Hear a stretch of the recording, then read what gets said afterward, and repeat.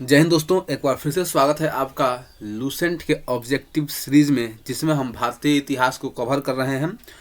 और इसमें हम धार्मिक आंदोलन का प्रश्न संख्या 65 से लेकर प्रश्न संख्या 128 तक को कवर करेंगे। ये 8वां वीडियो है इस सीरीज का। मैं इस सीरीज में पूरे लूसेंट के सामान्य ज्ञान का जो वस्तुनिष्ठ क्वेश्चंस है उनको मैं कवर करने का प्रयत्न कर रहा हूँ। ठीक, तो चलिए बिना किसी देरी के हम स्टार्ट करते हैं और देखते हैं एक एक करके सभी प्रश्नों को। ठीक, और इस तरह का सीरीज एक हम लोग ग्रुप डिस्कशन के रूप में भी डेली चलाते हैं, तो वहाँ पे अगर आप देखिएगा तो आपके लिए और भी लाभदायक होगा। ठीक, तो चलिए अब हम सेशन को स्टार्ट करेंगे और देखते हैं आज के प्रश्नों को। आज का पहला प्रश्न और ओवरऑल प्रश्न संख्या 65 कह रहा है, भारत में सबसे प्राचीन विहार है। ऑप्शन है ए नालंदा, बी उदंतीपुरी, सी विक्रमशिला और डी भाजा। तो हम लोग का सही आंसर हो जाएगा ए नालंदा, जो है भारत में सबसे प्राचीन विहार है। ठीक, तो हमारा आंसर हो जाएगा ए। विहार का सामान्य अर्थ मठ होता है। ठीक, इस बात को भी याद रख सकते हैं। अगला प्रश्न देखते हैं, प्रश्न संख्या 66। प्रथम जैन महासभा का आयोजन कहाँ हुआ था? ऑप्शन है ए पाटलिपुत्र, बी बल्लभी, सी आबू और डी पावा। तो सही आंसर हमारा हो जाएगा ए पाटलिपुत्र। पाटलिपुत्र में प्रथम जैन महासभा का आयोजन हुआ था, तो आंसर इसका ए सही हो जाएगा। अगले प्रश्न को देखते हैं, प्रश्न संख्या 67। द्वितीय जैन महासभा का आयोजन कहाँ हुआ था? ऑप्शन है ए पाटलिपुत्र, बी वल्लभी, सी आबू और डी पावा। तो हम लोग का सही आंसर हो जाएगा बी वल्लभी। द्वितीय जैन महासभा का आयोजन हुआ था वल्लभी में। वल्लभी कहाँ पड़ता है, इसका अगर आपको आंसर पता हो तो कमेंट बॉक्स में लिख के बता दीजिए कि वल्लभी किस राज्य में है। ठीक, अगला प्रश्न देखते हैं, प्रश्न संख्या 68। जैन साहित्य का संकलन किस भाषा व लिपि में है?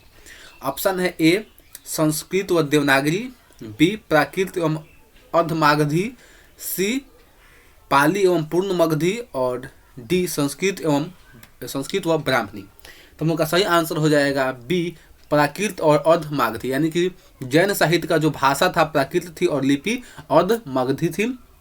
और ऐसा माना जाता है कि यह जैन धर्म के या जैन साहित्य के विकास में बहुत बड़ी बाधा थी, क्योंकि इसकी जो लिपि और ये भाषा थी ये कठिन भाषा थी। जैसे आज के समय में हम कहें कि कोई भी हमें पुस्तक पढ़ना हो और संस्कृत भाषा में हमको धरा दिया जाए तो कितना मुश्किल होता है, समझ सकते हैं, क्योंकि हम लोग के लिए कठिन भाषा है। उसी प्रकार उस समय के लोगों के लिए प्राकृत भाषा जो थी वो कठिन भाषा होती थी, तो इसलिए लोग इसमें इंटरेस्ट कम दिखाते थे।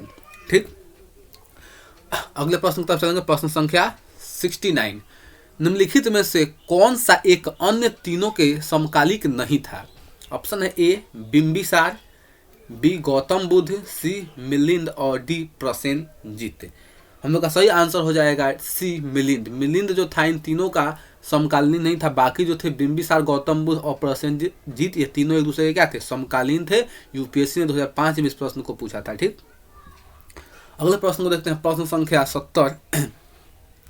निम्न कथनों पर विचार कीजिए। पहला कथन कह रहा है, वर्धमान महावीर की माता लिच्छवी नरेश चेटक की पुत्री थी। दूसरा कह रहा है, गौतम बुद्ध की माता कोलिय राजवंश की राजकुमारी थी। तीसरा कह रहा है, 23वें तीर्थंकर पार्श्वनाथ बनारस के थे। तो हम लोग का सही आंसर हो जाएगा सी, यानी कि 2 और 3, यानी कि गौतम बुद्ध की माता कोलिय राजवंश की राजकुमारी थी, सही है। 23वें तीर्थंकर पार्श्वनाथ बनारस के थे, ये भी सही है। लेकिन वर्धमान महावीर की माता लिच्छवी नरेश चेटक की पुत्री नहीं थी, बहन थी। तो यहाँ पे पुत्री नहीं होगा, बहन होगा, इसलिए हम लोगों का आंसर 2 और 3 होगा, यानी कि ऑप्शन सी सही आंसर है। चलिए अगले प्रश्न पे चलते हैं, प्रश्न संख्या 71 यानी कि 71।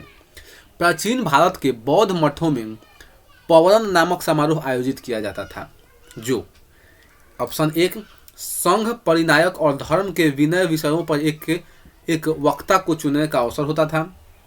दूसरा, वर्षा ऋतु के दौरान मठों में प्रवास के समय भिक्षुओं द्वारा किए गए अपराधों की स्वीकारोक्ति का अवसर होता था। तीसरा, किसी अन्य व्यक्ति को बौद्ध संघ में प्रवेश देने का समारोह था, जिसमें उसका सिर मुंडवा दिया जाता था और पीले वस्त्र दिए जाते थे। यदि आषाढ़ की पूर्णिमा के अगले दिन बौद्ध भिक्षुओं के एकत्र होने का अवसर होता था जब वे वर्षा ऋतु के आगामी 4 महीनों के लिए निश्चित आवास चुनते थे। ऑप्शन काफ़ी डिफिकल्ट है, इसलिए यूपीएससी ने इसको पूछा है। तो हमारा इसका आंसर हो जाएगा बी, वर्षा ऋतु के दौरान मठों में प्रवास के समय भिक्षुओं द्वारा किए गए अपराधों की स्वीकारोक्ति का अवसर होता था। ये तो हम लोग का आंसर बी सही हो जाएगा, इसका बी सही आंसर हो जाएगा। नेक्स्ट प्रश्न की तरफ चलेंगे, प्रश्न संख्या 72 कह रहा है कश्मीर में कनिष्क के शासनकाल में जो बौद्ध संगीति आयोजित हुई थी उसकी अध्यक्षता किसने की थी। कश्मीर में कनिष्क के शासनकाल में जो बौद्ध संगीति हुई थी उसकी अध्यक्षता किसने की थी। ऑप्शन है ए पार्श्वनाथ, बी नागार्जुन, सी शूद्रक और डी वसुमित्र। तो हम लोग का सही आंसर हो जाएगा डी वसुमित्र। अब यहाँ पे प्रश्न में आपसे तो कुछ पूछना चाहूँगा, कहा कि कश्मीर में कनिष्क के शासनकाल में बौद्ध संगीति हुई थी, ठीक, आप उसके अध्यक्ष कौन थे, वसुमित्र थे। लेकिन आप हमको आंसर में ये बताइए बौद्ध संगीति जो था किस नंबर का था जो कश्मीर में हुआ था, जो कि कश्मीर के कुंडलवन में हुआ था। इतना बता मैं कुंडलवन में हुआ था, किस क्रम का था और कब हुआ था, इसका आंसर आप दीजिए। चलिए ठीक, तब तक हम अगले प्रश्न को देखते हैं। प्रश्न संख्या 73 कथन ए और कारण आर दोनों को देख लेते हैं। कह रहा है जैन धर्म में अहिंसा पर बल ने कृषकों को जैन धर्म अपनाने से रोका। कारण कृषि में कीटों एवं कीड़ों की हत्या होना शामिल है। तो इसका आंसर हो जाएगा ए और आर दोनों सही है और आर जो है ए की सही व्याख्या करता है, बिल्कुल सही है। देखिए जैन धर्म के अहिंसा पर बल देने के लिए कृषकों ने जैन धर्म को अपनाने से रोका कृषकों को। चूँकि ऐसा मतलब अब चूँकि कृषि आदमी खेती करेगा, कुदाल चलाएगा, हल चलाएगा, तो चूँकि उसमें छोटे मोटे कीड़े मकोड़े होते हैं, केचुआ होते हैं, तो जब हम हल चलाएंगे, कुदाल चलाएंगे तो जाहिर सी बात है वो उनकी हत्या हो सकती है। और जैन धर्म ने अहिंसा पर बहुत जोर बल दिया था, जोरदार बल दिया था अहिंसा पर। तो जब किसान सोच ले, किसान अगर बौद्ध जैन धर्म को अपनाए मतलब खेती नहीं करेगा, क्योंकि अगर खेती करेगा तो हत्या हो जाएगा किसी न किसी जीव का। तो इसलिए इस अहिंसा पर बल देने के कारण कृषकों ने क्या किया, जैन धर्म को अपनाने से मना किया, नहीं अपनाया। ठीक, तो इसलिए हम लोग का आंसर ए हो जाएगा, जिसमें ए और आर दोनों सही हैं और ए जो आर जो है ए की सही व्याख्या करता है, तो हम लोग का आंसर ए हो जाएगा। अब चलिए नेक्स्ट प्रश्न की तरफ चलेंगे। प्रश्न संख्या 74 अष्टांगिक मार्ग, जितने भी आप क्वेश्चन देख रहे हैं जो हम लोग ग्रुप डिस्कशन करते हैं डेली, उसमें सब सारा प्रश्न लगभग सारा प्रश्न हो चुका है। ठीक, तो देखिए उन सब वीडियोज़ को भी आप देखिएगा, आपके लिए उपयोगी होगा ये। अष्टांगिक मार्ग की संकल्पना अंग है। ऑप्शन है ए दीपवंश के विषय वस्तु का, दिव्यावदान के विषय वस्तु का, महापरिनिर्वाण सूत्र के वस्तु विषय का, या धर्मचक्र परिवर्तन सूत्र के विषय वस्तु का। तो हम लोग का सही आंसर हो जाएगा डी, धर्मचक्र परिवर्तन के सूत्र के विषय वस्तु का, डी इसका सही आंसर हो जाएगा। अगला प्रश्न देखते हैं। प्रश्न संख्या 75 मिलिंद पनोह जिसका अर्थ होता है मिलिंद के प्रश्न, राजा मिलिंद और किस बौद्ध भिक्षु के मध्य संवाद के रूप में है। ऑप्शन है ए नागसेन, बी नागार्जुन, सी नागभट्ट या डी कुमारिल भट्ट।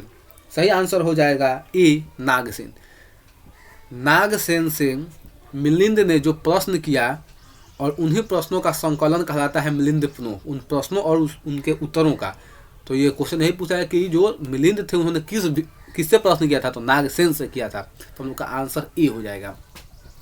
अगला प्रश्न देखते हैं। प्रश्न संख्या 76 महायान बौद्ध धर्म में बोधिसत्व अवलोकितेश्वर को और किस अन्य नाम से जानते हैं। ऑप्शन है ए वज्रपाणी, मंजूश्री, सी पद्मपाणी और सी मैत्री। हम लोग का सही आंसर हो जाएगा सी पद्मपाणी। जो महायान बौद्ध धर्म में बोधिसत्व अवलोकितेश्वर को और किसी अन्य नाम और किस नाम से जानते थे, तो आंसर हो जाएगा पद्मपाणी के नाम से उनको जानते थे। अगला देखते हैं। प्रश्न संख्या 77 बौद्ध धर्म तथा जैन धर्म दोनों ही विश्वास करते थे कि कर्म तथा पुनर्जन्म के सिद्धांत सही हैं। दूसरा, मृत्यु के पश्चात ही मोक्ष संभव है। तीसरा, स्त्री तथा पुरुष दोनों ही मोक्ष प्राप्त कर सकते हैं। और चौथा, जीवन में मध्यम मार्ग सर्वश्रेष्ठ है। तो उनका सही आंसर हो जाएगा सी, स्त्री तथा पुरुष दोनों ही मोक्ष प्राप्त कर सकते थे। ये बौद्ध धर्म और जैन धर्म दोनों में समानता है। हालांकि जैन धर्म का एक मत था, वो शायद एग्जैक्ट मुझे नहीं याद पाया कि भद्रबाहु वाला था या स्थूलभद्र वाला था, उसमें से एक मत ऐसा मानता था कि स्त्रियों को जो है मोक्ष प्राप्त नहीं हो सकता, और एक मत मानता था कि हो सकता है। तो यहाँ पे एक थोड़ा सा मतलब था, लेकिन दोनों ही मानते थे, और ओवरऑल देखें तो दोनों मानते थे कि स्त्रियों को भी मोक्ष प्राप्त हो सकता है। तो हम लोग का आंसर सी बिल्कुल सही हो जाएगा। अगला प्रश्न देखते हैं, प्रश्न संख्या 78। बौद्ध धर्म के महायान और हीनयान संप्रदायों में सर्वाधिक मौलिक अंतर कौन सा था? जो बौद्ध धर्म के दो संप्रदाय हुए, एक महायान और दूसरा हीनयान, इन दोनों में मौलिक अंतर क्या था? ऑप्शन है ए अहिंसा पर बल, बी जाति रहित समाज, सी देवी देवताओं की पूजा, और डी स्तूप पूजा। तो हम लोग का सही आंसर हो जाएगा सी देवी देवताओं की पूजा। एक ने देवी देवताओं की पूजा को अपनाया, मतलब कि देखिए बौद्ध धर्म का जो निर्माण हुआ था वो मूर्ति पूजा के खिलाफ हुआ था, मतलब मूर्ति पूजा कोई लोग नहीं मानते थे। लेकिन बाद में जाकर जब महायान और हीनयान दो संप्रदाय अलग अलग बट गए, तो हीनयान ने मूर्ति पूजा को क्या किया, ऐड कर लिया। ठीक, तो यही इनमें मुख्य क्या बोलते हैं मौलिक अंतर था। तो हम लोग का आंसर सी हो जाएगा। अगला प्रश्न देखते हैं, प्रश्न संख्या 79। जैन धर्म श्वेतांबर और दिगंबर संप्रदायों में कब विभाजित हुआ? ऑप्शन है ए चंद्रगुप्त मौर्य के समय, बी अशोक के समय, सी कनिष्क के समय, और डी इनमें से कोई नहीं। तो हम लोग का सही आंसर हो जाएगा चंद्रगुप्त मौर्य के समय। जैन धर्म जो था श्वेतांबर और दिगंबर दो भागों में अलग हुआ, किसके समय? तो चंद्रगुप्त मौर्य के समय। अब आप हमको ये बताइए आंसर में कि चंद्रगुप्त मौर्य जो था ये किस संप्रदाय को मानता था, श्वेतांबर को या दिगंबर को? इसका आप उत्तर दीजिए कि जैन धर्म जो चंद्रगुप्त मौर्य था ये किस मत को मानता था, श्वेतांबर मत को या दिगंबर मत को? तो इसका आप उत्तर कमेंट बॉक्स में दीजिए। अगला प्रश्न देखिए, प्रश्न संख्या 80। सुमेलित करें। करा प्रथम बौद्ध संगीति कब हुई थी? प्रथम बौद्ध संगीति, एक तरफ संगीति दिया गया और दूसरा तरफ उसका अध्यक्ष दिया गया है। तो प्रथम बौद्ध संगीति जो हुआ था उसके अध्यक्ष कौन थे? तो महाकश्यप थे, तो एक का ए हो जाएगा। द्वितीय बौद्ध संगीति साबक मिल थे, तो बी का 2 हो जाएगा। तृतीय बौद्ध संगीति मोगली पुत्तिस गोसाल थे, तो हमारा सी का 3 हो जाएगा। और चतुर्थ बौद्ध संगीति के अध्यक्ष जो थे वसुमित्र थे, तो हम लोग का आंसर इसके डी का 4 हो जाएगा। इस प्रकार हम लोग का सही आंसर हो जाएगा ए, कूट ए जो है सही आंसर हो जाएगा। ठीक, चलिए अब नेक्स्ट प्रश्न को देखेंगे, प्रश्न संख्या 81। निम्न में से कौन से धर्म पुनर्जन्म में विश्वास करते हैं? इनमें से नीचे कूट दिए गए हैं, 3 कूट दिए गए हैं, इनमें से कौन से धर्म जो है पुनर्जन्म में विश्वास रखते हैं? ऑप्शन है ए हिंदू धर्म, बी बौद्ध धर्म, और सी जैन धर्म। तो दोस्तों तीनों धर्म, हिंदू धर्म में भी लोग मानते हैं कि पुनर्जन्म होता है, तभी ना हिंदू लोग जब शादी ब्याह होता है तो 7 को फेरा लेता है 7 जन्म का। ठीक, तो हिंदू धर्म भी माना जाता है। बौद्ध धर्म भी मानते हैं कि जब तक आपको मतलब महापरिनिर्वाण आपको प्राप्त नहीं होगा तब तक आप जो है आप पुनर्जन्म आपका होगा। और जैन धर्म में भी माना जाता है कि पुनर्जन्म होगा। तो तीनों धर्म मानता है कि पुनर्जन्म होगा, इसलिए हम लोग का आंसर क्या हो जाएगा? ए हो जाएगा। तीनों धर्म पुनर्जन्म में विश्वास करते हैं। ऑप्शन अगला क्वेश्चन देखते हैं, प्रश्न संख्या 82। बौद्ध संगीतियों के 4 आयोजक का सही क्रम क्या है? यानी 4 बौद्ध संगीतियाँ हुई हैं टोटल, आपको पता होगा, और किन किन शासकों के समय हुई है उसका सही क्रम बताना है। पहला क्रम देखते हैं हम, कालाशोक। तो कालाशोक पहला था नहीं, तो इसलिए पहला ऑप्शन इसी तरह गलत हो जाएगा। दूसरा कनिष्क, तो दूसरा जो है कनिष्क भी नहीं होगा क्योंकि कनिष्क जो था अंतिम था, तो ये भी गलत। अशोक भी नहीं होगा, अशोक प्रथम नहीं था, तो हमारा एक ही ऑप्शन बचता है। पहला अजातशत्रु, दूसरा जो हुआ था कालाशोक के समय हुआ था, तीसरा अशोक के समय हुआ था, और चौथा कनिष्क के समय हुआ था। ठीक, तो हम लोग का आंसर डी इसका सही आंसर हो जाएगा। अजातशत्रु, कालाशोक, अशोक और कनिष्क। अगला प्रश्न देखते हैं, प्रश्न संख्या 83। निम्न में से कौन एक त्रिपिटक का अंग नहीं है? बौद्ध धर्म में 3 पिटक है, त्रिपिटक है। कौन कौन त्रिपिटक है? तो इसमें कह रहा है कौन उसके अंग नहीं है। जातक कह रहा है, सूत कह रहा है, विनय कह रहा है और अभिधम कह रहा है। तो देखिए सूत पिटक भी होता है, विनय पिटक भी होता है और अभिधम पिटक भी होता है। तो ये तीनों तो होते हैं, कौन नहीं होता है? तो जातक नहीं होता है। जातक नहीं है, तो हम लोग का आंसर ए हो जाएगा। जातक क्या है? जातक में हमें क्या मिलता है? इसका आंसर आप कमेंट बॉक्स में बताइए। जातक पुस्तक में हमें क्या मिलता है? इसका आंसर आप दीजिए कमेंट बॉक्स में। अगले प्रश्न को देखते हैं, प्रश्न संख्या 84। ऋग्वेद में किन 2 जैन तीर्थंकरों का उल्लेख मिलता है? ऑप्शन है ए ऋषभदेव और अरिष्टनेमी, बी पार्श्वनाथ और निग्रंथनाथ पुत्र, सी अश्वजीत और संजय वेल्लठी का लिखा यार वेल्लठी पुत्र ऋषभदेव और पार्श्वनाथ। तो हम लोग का सही आंसर हो जाएगा ए ऋषभदेव और अरिष्टनेमी का उल्लेख जो है ऋग्वेद में देखने को मिलता है। तो आंसर ए इसका सही आंसर हो जाएगा। अगला प्रश्न देखते हैं, सूची 1 को सूची 2 से सुमेलित करना है, जिसमें एक तरफ महावीर का नाम है और दूसरी तरफ उन नामों का अर्थ है। तो चलिए एक एक करके सबको देख लेते हैं। सबसे पहले कहा है केवलीन। केवलीन महावीर स्वामी का नाम था, उपनाम था, और केवलीन का अर्थ क्या होता है? पूर्ण ज्ञानी। ठीक, केवलीन का अर्थ क्या होता है? पूर्ण ज्ञानी। जीन भी इनको कहा गया है, जिसका अर्थ होता है इंद्रियों को जीत लेने वाले को जीन कहते हैं। इनको महावीर भी कहा गया, तो महावीर का अर्थ होता है अपरिमित पराक्रमी, अपरिमित पराक्रमी। और निग्रंथ का अर्थ होता है बंधन रहित, जो कि बंधन मुक्त हो। तो इसलिए हम लोग का कूट जो है एक सही हो जाएगा। ठीक, इसका आंसर ए बिल्कुल सही है। अगला प्रश्न देखते हैं, प्रश्न संख्या 86। महावीर ने जैन संघ की स्थापना कहाँ की? ऑप्शन है ए कुंडग्राम, बी पावा, सी वैशाली और डी वाराणसी। हम लोग का सही आंसर हो जाएगा बी पावा। महावीर ने जैन संघ की स्थापना कहाँ की थी? पावा में की थी। तो हम लोग का आंसर बी बिल्कुल सही है। अगला प्रश्न देखते हैं, प्रश्न संख्या 87। महावीर की मृत्यु के बाद जैन संघ का अगला अध्यक्ष कौन हुआ? ऑप्शन है ए गोसाल, बी मल्लीनाथ, सी सुधर्मन और डी वज्र स्वामी। सही आंसर हो जाएगा हमारा सी सुधर्मन। महावीर की मृत्यु के बाद जैन संघ का अगला अध्यक्ष कौन हुआ? तो सुधर्मन हमारा सही आंसर हो जाएगा। अगले प्रश्न की तरफ चलते हैं, प्रश्न संख्या 88। अनुव्रत किस धर्म से जुड़ा है? ऑप्शन है ए जैन धर्म, बी लोकायत मत, सी हिंदू धर्म और डी बौद्ध धर्म। तो हम लोग का सही आंसर हो जाएगा ए जैन धर्म। अनुव्रत शब्द का संबंध जो है जैन धर्म से है। तो हम लोग का आंसर ए बिल्कुल सही आंसर हो जाएगा इसका। नेक्स्ट प्रश्न की तरफ चलेंगे, प्रश्न संख्या 89। जैन ग्रंथ कल्पसूत्र के रचयिता कौन है? बहुत ही इंपॉर्टेंट क्वेश्चन है। ऑप्शन है ए भद्रबाहु, बी स्थूलभद्र, सी हेमचंद और डी स्वयंभू। तो सही आंसर हो जाएगा हम लोग का ए भद्रबाहु। भद्रबाहु ने ही कल्पसूत्र पुस्तक या ग्रंथ की रचना की थी। तो ए इसका सही आंसर हो जाएगा। अगला प्रश्न देखते हैं, प्रश्न संख्या 90। परिशिष्ट पर्व जो कि जैन धर्म से संबंधित रचना है के रचयिता कौन है? Option A Bhadrabahu, B Sthulabhadra, C Hemchandra या डी स्वयंभू। तो हम सही आंसर हो जाएगा सी हेमचंद्र। हेमचंद्र ने परिशिष्ट पर्व की रचना की थी। हम लोग का आंसर सी बिल्कुल सही हो जाएगा। अगले प्रश्न तक चलते हैं, प्रश्न संख्या 91। किस जैन रचना में 16 महाजन पदों का उल्लेख है? ये तो बहुत बहुत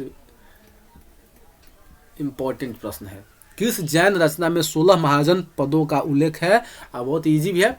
ऑप्शन है ए भगवती सूत्र, बी 14 पूर्व, सी अचरांग सूत्र और डी पीटक। तो हम लोग का सही आंसर हो जाएगा ए भगवती सूत्र। भगवती जैन रचना में 16 महाजन पदों का उल्लेख है। एक बौद्ध पुस्तक में भी है, उसका आंसर आपको पता हो तो कमेंट बॉक्स में बताइए कि किस बौद्ध पुस्तक में 16 महाजन पदों का उल्लेख मिलता है। ये तो जैन रचना में हो गया, लेकिन बौद्ध रचना में किस पुस्तक में मिलता है उसका आंसर आप दीजिए। अगले प्रश्न को देखते हैं, प्रश्न संख्या 92। जैन तीर्थंकर पार्श्वनाथ द्वारा प्रतिपादित 4 महाव्रतों में महावीर स्वामी ने 5वें महाव्रत के रूप में क्या जोड़ा? जैन तीर्थंकर जो पार्श्वनाथ उन्होंने 4 महाव्रत दिए थे, और उन 4 महाव्रतों में जो 24 तीर्थंकर हुए महावीर स्वामी ने एक और महाव्रत जोड़ा, क्या था? ऑप्शन है ए अहिंसा, तो अहिंसा पहले से था, बी अस्तेय, ये भी पहले से था, अपरिग्रह, और चौथा है ब्रह्मचर्य। तो महावीर स्वामी ने ब्रह्मचर्य को जोड़ा, क्योंकि महावीर स्वामी को पता था कि हम कितना भी कोशिश कर ले, जब तक आदमी को ब्रह्मचर्य नहीं रहेंगे, आदमी सब इस चारों जो सत्य दिए थे, क्या बोलते हैं उनका, पार्श्वनाथ, इस सबको चौपट कर देगा आदमी लड़की के चक्कर में। इसीलिए उन्होंने कहा कि सबसे मेन चीज़ है कि आदमी को ब्रह्मचर्य रखो, तभी जाके कुछ हो सकता है। तो इसलिए मतलब मजाक में कर रहा हूँ, हो सकता है कुछ और काम होगा।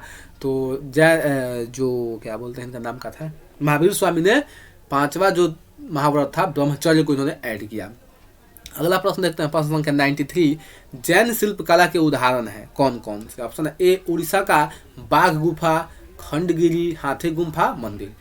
दूसरा का है आबू राजस्थान का दिलवारा मंदिर। तीसरा का है रौनकपुर का चौमुख मंदिर। और चौथा का है श्रवणबेलगोला कर्नाटक का गोमतेश्वर या बाहुबली की प्रतिमा। तो हम लोग का सही आंसर हो जाएगा ए 1, 2, 3 और 4। चारों जो है मतलब चारों जो ऑप्शन दिए गए हैं ये जैन शिल्पकला के उदाहरण है, तो ए इसका सही आंसर हो जाएगा। अगले प्रश्न की तरफ चलेंगे, प्रश्न संख्या 94। जैन धर्म को अंतिम राजकीय संरक्षण किस वंश के शासकों ने दिया? ऑप्शन है ए बंगाल के पाल शासकों ने, बी बंगाल के सेन शासकों ने, सी गुजरात के चालुक्यों ने और डी इनमें से कोई नहीं। सही आंसर हो जाएगा सी गुजरात के चालुक्य शासकों ने जैन धर्म को अंतिम राजकीय संरक्षण प्रदान किया था, तो सी इसका सही आंसर हो जाएगा। अगले प्रश्न तक चलेंगे, प्रश्न संख्या 95। सूची 1 को सूची 2 के साथ सुमेलित कीजिए। सूची 1 में सुधोधन, अब ये सारा जो है बुद्ध से संबंधित है, तो सुधोधन कौन थे? ऑप्शन है ए बुद्ध के पिता, बुद्ध के माता, बुद्ध की मौसी और बुद्ध की पत्नी। तो सुधोधन ना तो माता होंगे, ना मौसी होंगे, ना पत्नी होंगे, यानी एक का क्या हो जाएगा? ए का 1 हो जाएगा। ठीक, दूसरा है महामाया, तो महामाया इनकी माता का नाम था, तो बी का 2 हो जाएगा। अगला है प्रजापति गौतमी, इनकी मौसी का नाम था जिन्होंने इनका लालन पालन किया। और डी यशोधरा इनकी पत्नी का नाम था, तो इस प्रकार हमारा कूट ए जो है सही आंसर हो जाएगा। ठीक, अगले प्रश्न की तरफ चलते हैं। सूची 1 को सूची 2 के साथ सुमेलित कीजिए। सूची 1 में कह रहा है चन्ना, चन्ना कौन थे? तो बुद्ध के सारथी थे, 1 का ए हो जाएगा, ये भी यहाँ पे सही है। दूसरा कह रहा है कंठक कौन थे? तो कंठक जो बुद्ध का प्रिय घोड़ा था उसका नाम कंठक था। अलार कलाम और रुद्र कलाम पुत्र कौन थे? तो ये महात्मा बुद्ध के जो थे गुरुदेव थे, गुरु थे।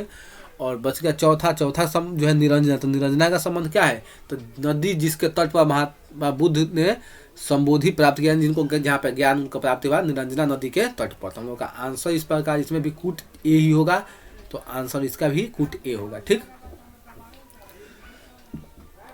चलिए आगे के प्रश्नों को देखते हैं।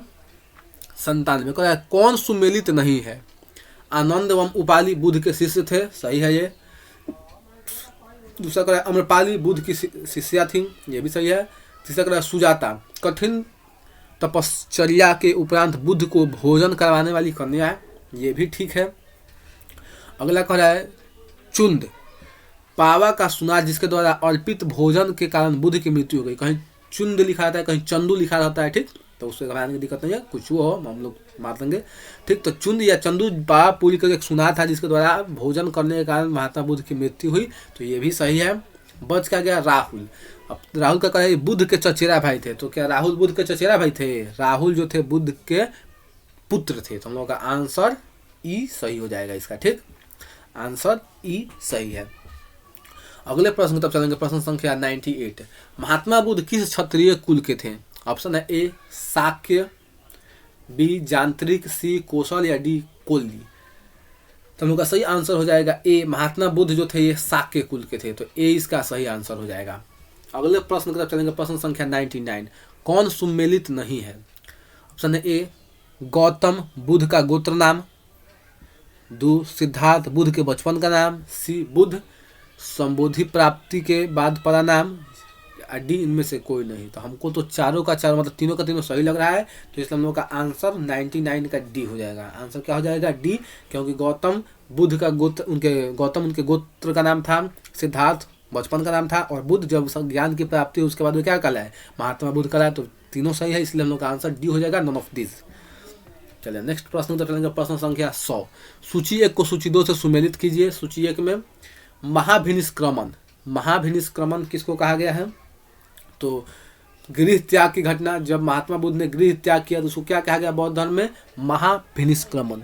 संबोधि, ज्ञान प्राप्ति को संबोधि कहा गया। धर्म चक्र प्रवर्तन, सारनाथ में जो उन्होंने पहला उपदेश दिया उसको धर्म चक्र प्रवर्तन कहा गया। और उनकी जो मृत्यु हुई उस घटना को महापरिनिर्वाण कहा गया। तो इस प्रकार भी हम लोग का आंसर क्या हो जाएगा? कूट ए इसका सही आंसर हो जाएगा। चलिए अब अगले प्रश्न की तरफ चलेंगे।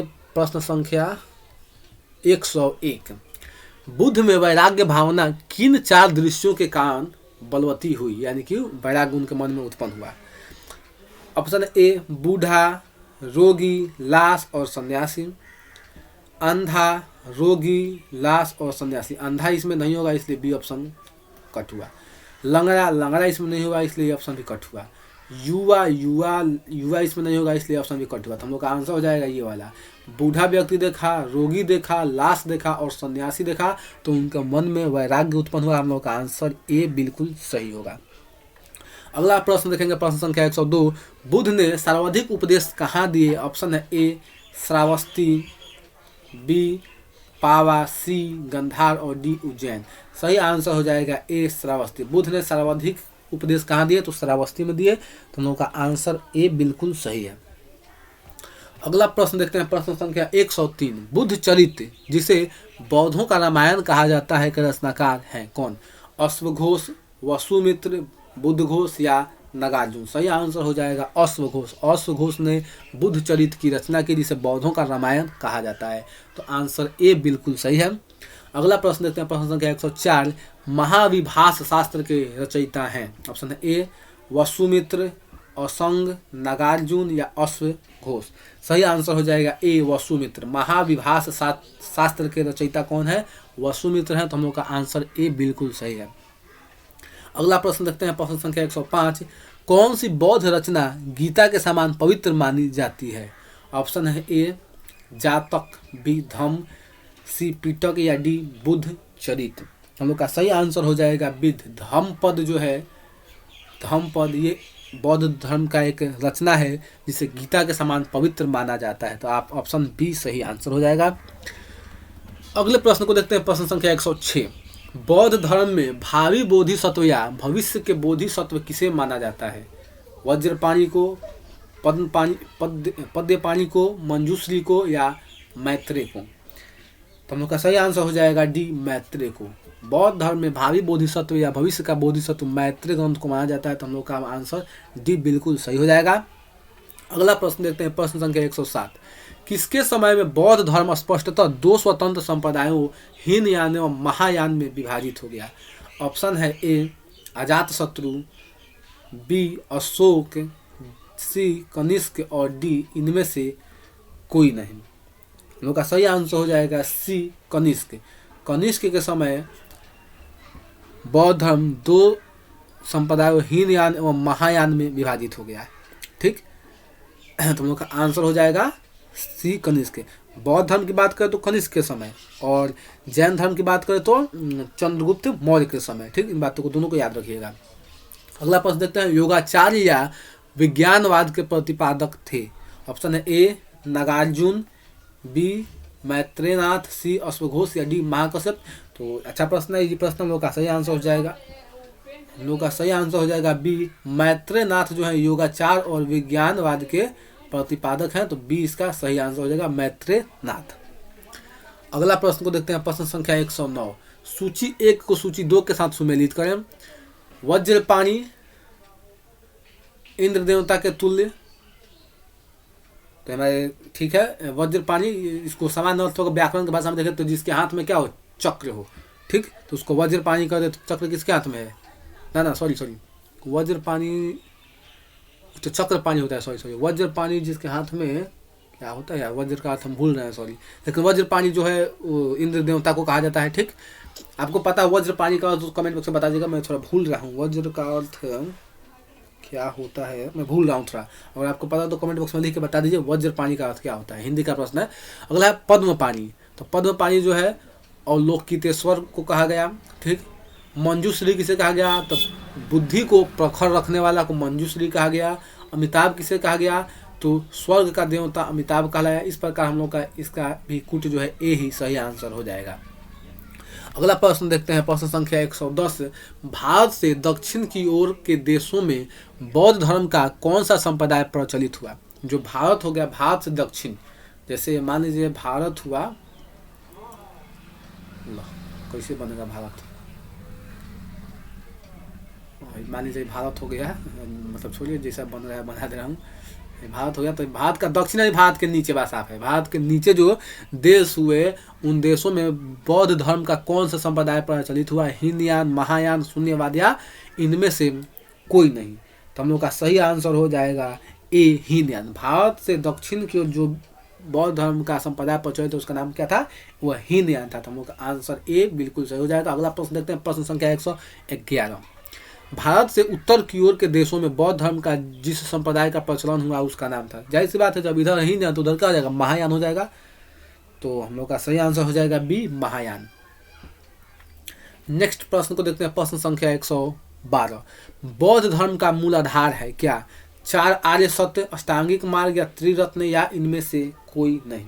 तो हम लोग का सही आंसर हो जाएगा 4 आर्य सत्य जो है ये बौद्ध धर्म का मूल आधार है। तो हम लोग का आंसर ए बिल्कुल सही हो जाएगा। अगले प्रश्न की तरफ चलेंगे अब हम। प्रश्न संख्या 113। बौद्ध धर्म में त्रिरत्न क्या इंगित करता है? सत्य, अहिंसा और दया, प्रेम, करुणा और क्षमा, या बुद्ध, धम्म और संग, या विनय पिटक, सुत्त पिटक या विधम्म पिटक। तो हम लोग का सही आंसर हो जाएगा बुद्ध, धम्म और संग। जो बौद्ध धर्म में त्रिरत्न है वो बुद्ध को, धम्म को और संघ को इंगित करते हैं। तो हमारा आंसर हो जाएगा सी। अगले प्रश्न को देखते हैं, प्रश्न संख्या 114। बौद्ध धर्म को भारत में अंतिम राजकीय संरक्षण किस वंश के शासकों ने दिया? ऑप्शन है ए, बंगाल के पाल वंश के शासकों ने, गुजरात के चालुक्यों ने। गुजरात के चालुक्यों ने तो जैन धर्म को संरक्षण दिया था अंतिम। अगला है अजमेर के चौहानों ने, या इनमें से कोई नहीं। तो सही आंसर हो जाएगा ए, बंगाल के पाल शासकों ने बौद्ध धर्म को भारत में अंतिम राजकीय संरक्षण प्रदान किया। तो आंसर ए बिल्कुल सही हो जाएगा इसका। अगले प्रश्न की तरफ चलेंगे, प्रश्न संख्या 115। कह रहा है सूची 1 को सूची 2 से सुमेलित कीजिए। वैसे तो आपको आंसर पता ही होगा कि आंसर क्या हो जाएगा, कूट ए हो जाएगा, लेकिन फिर हमें यहाँ पे याद करना है, समझना है, ठीक। तो चलिए देखते हैं क्या करके। सबसे पहले कहा है नालंदा। तो नालंदा की स्थापना किसने कराया था? कुमारगुप्त ने, ठीक, जो कि गुप्त वंश का था। तो एक का एक हो जाएगा। उदंतीपुरी शिक्षा का, ये भी बहुत शिक्षा का केंद्र था। इसकी स्थापना किसने कराया था? गोपाल ने कराया था, जो कि पाल वंश का था।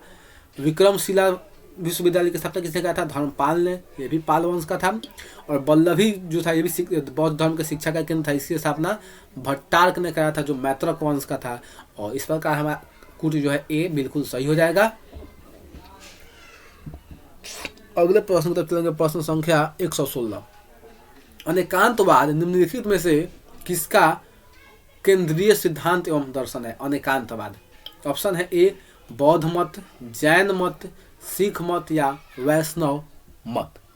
हम लोग का सही आंसर हो जाएगा बी, जैन मत। जैन मत का यह सिद्धांत है, दर्शन का सिद्धांत है अनेकांतवाद। हम लोग का आंसर बी बिल्कुल सही हो जाएगा।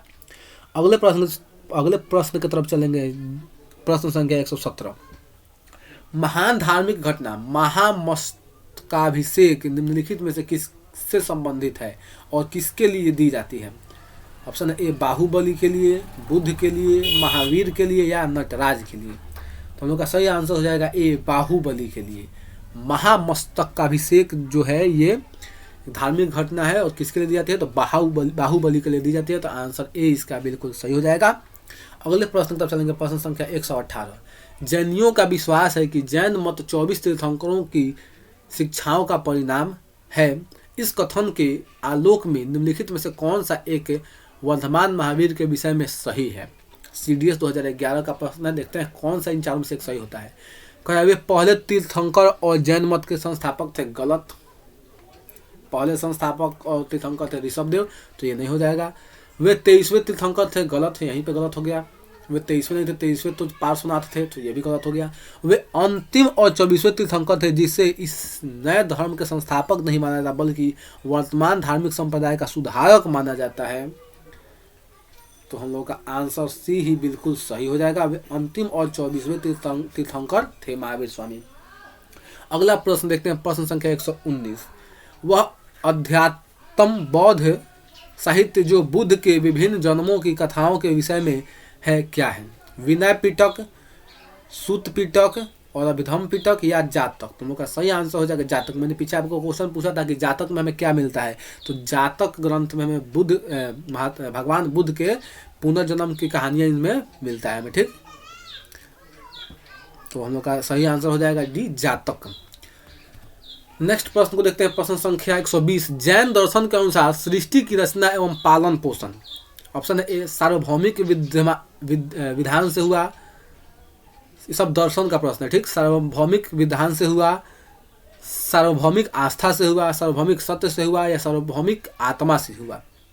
ये सब जो क्वेश्चन है फिलॉसफी का क्वेश्चन है, जो कि देखिए क्योंकि यूपीएससी ने पूछा है, इसको देख सकते हैं, यूपीएससी ने क्वेश्चन पूछा है, फिलॉसफी का क्वेश्चन है, ठीक। तो हम लोग का सही आंसर हो जाएगा बी सार्वभौमिक सत्य से हुआ। ये संसार की जो सृष्टि की रचना है सार्वभौमिक सत्य से हुआ है, तो हम लोग का आंसर बी हो जाएगा, हम लोग का आंसर बी हो जाएगा। नेक्स्ट प्रश्न देखते हैं, प्रश्न संख्या 121। निम्नलिखित में से कौन सा बौद्ध पवित्र स्थल निरंजना नदी के तट पर है? ऑप्शन है ए बोध गया, बी कुशीनगर, सी लुम्बिनी और डी ऋषि पतन। तो हम लोग का सही आंसर हो जाएगा ए बोध गया। बोध गया जो है निरंजना नदी के तट पर है, तो हम लोग का आंसर ए बिल्कुल सही हो जाएगा। नेक्स्ट प्रश्न को देखते हैं, प्रश्न संख्या 122। गौतम बुद्ध का गुरु कौन था? ये भी हम लोगों ने क्वेश्चन कर लिया है। पाणिनि, अलार कलाम, कपिल या पतंजलि? तो सही आंसर हो जाएगा बी अलार कलाम, ठीक। हम लोग का सही आंसर हो जाएगा बी अलार कलाम। दोस्तों देखिए थोड़ा बहुत हो सकता है कि आप लोगों को नॉइज इधर उधर का सुनाई दे रहा हूँ, क्योंकि मैं वीडियो को जो है दिन में शूट कर रहा हूँ, रात को समय नहीं मिल पाता है, तो इसलिए दिन को मैं शूट कर रहा हूँ। आज संडे है और मैं लाइब्रेरी गया नहीं हूँ, घर पे हूँ, तो इसलिए सोचा कि वीडियो मैं शूट कर दूँ, मतलब बना दूँ। तो इसलिए थोड़ा बहुत पे पा, घर जो है मेरा चौक के पास है, यानी सड़क पर है, तो पे पा चौक है, तो इसलिए कोई भी आता है तो पे पा कर देता है, तो उसके लिए थोड़ा सा मैं माफ़ी चाहूँगा। इसमें मैं क्या कर सकता हूँ, ठीक। तो चलिए इसको मतलब समझते हुए आगे हम लोग देखते हैं। बहुत ज़्यादा क्वेश्चन बचे नहीं, मात्र 6 प्रश्न बचे हुए हैं, और आप अगर अभी तक धीरज के साथ इस वीडियो को देख रहे हैं तो एक बार फिर से मैं आपका धन्यवाद देना चाहूँगा, ठीक। अगला प्रश्न देखते हैं 123। प्राचीन भारतीय इतिहास के संदर्भ में निम्नलिखित में से कौन सा या कौन से बौद्ध धर्म और जैन धर्म दोनों में समान रूप से विद्यमान था या थे? अब पहला कूट है तप और भोग की अति का परिहार, दूसरा का है वेद प्रामाण्य के प्रति अनास्था। तो हम लोग का सही आंसर तीसरा का हुआ जा, ओ माय गॉड, तीसरा भी मत था, तीसरा गायब हो गया कहीं।